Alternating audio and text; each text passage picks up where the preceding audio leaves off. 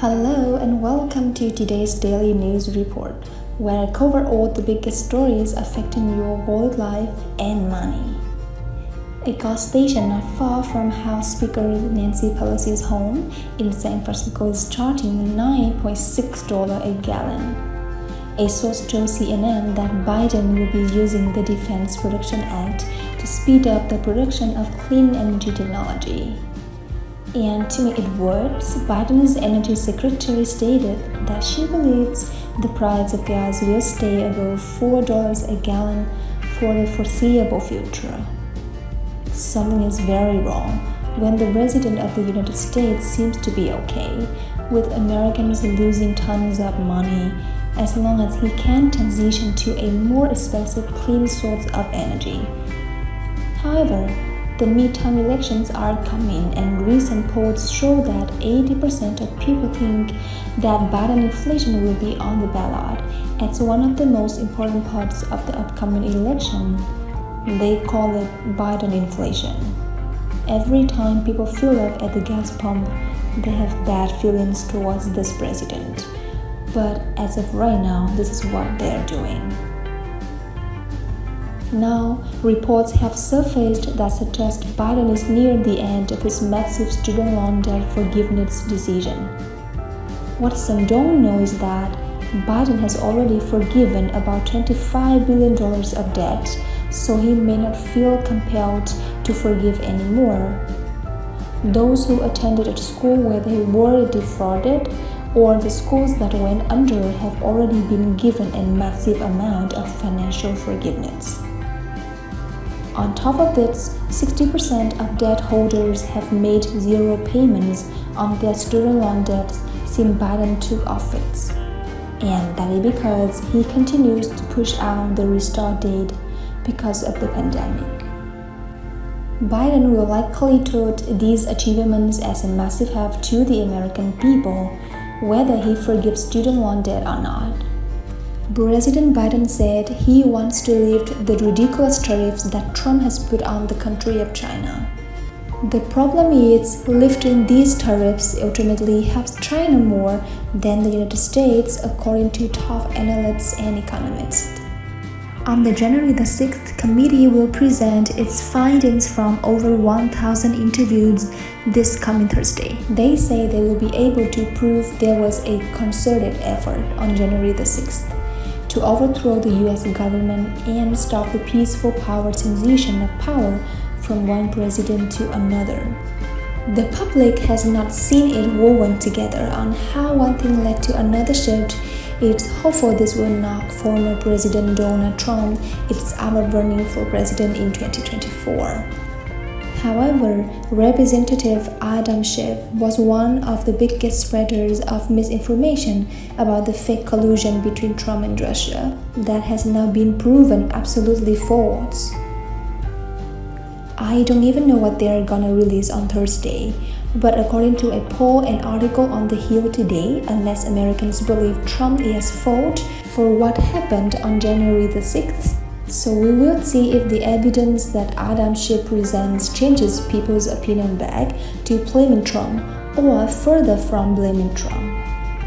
Excuse me, Senator Joe Manchin said he is open to raise the legal age of owning certain guns. New York just added 10 new gun laws that will make it harder to buy and own guns.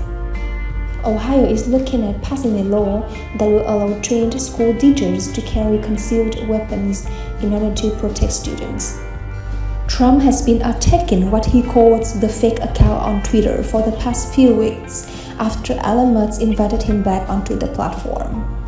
Trump previously stated that Musk wouldn't go through with this ridiculous deal after it was learned just how much Twitter is actually fake.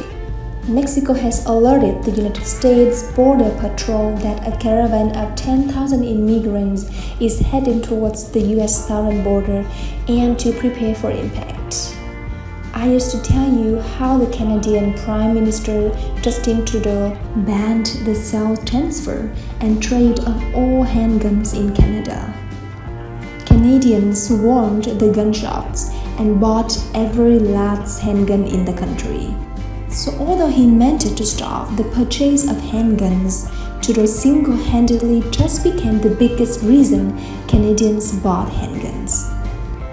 President Joe Biden, instead of using the Defense Production Act to have lowered the cost of diesel for truckers, gasoline for drivers, and natural gas for homes and businesses, he is using it to give green energy the boost it needs to get us through this transition period.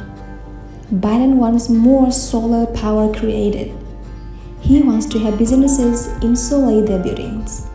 He wants businesses to have access to petrol pumps that can heat and cool buildings faster. He wants to transform the power grid to give it cleaner energy to our American bills. Biden's energies are Jennifer Granholm, the one that laughed on national television about the high gas prices. She and Biden believe that, over time, this will have energy companies be better for their customers. In reality, they are helping the consumers. So this is delusional thinking. Once again, it may in fact require that you spend a lot of money to have a solar system put on your own roof, which easily costs over $25,000, and that was several years ago. So they may be trying to push everybody into buying these packages, but that's just going to make your monthly bills go higher. Now Elon Musk is accusing Twitter of holding back information that could help him better understand how bad the spam bot issue really is. Twitter responded by saying they are willing to provide any documentation that would help Musk, but it is unclear if this is actually true. They do not want him to know how much of their platform is fake, and so they are trying to bury that information and get that money out of him as quick as they can. But Musk said he will either cancel the deal or he will buy Twitter at his discounted rate. My guess is if Trump does not excuse me, Musk does not acquire Twitter, that somebody like Jeff Bezos from Amazon could immediately step in and make an offer, or maybe one of the larger newspaper companies would step in and make an offer. President Biden has finally agreed to an interview after a whopping 119 days off.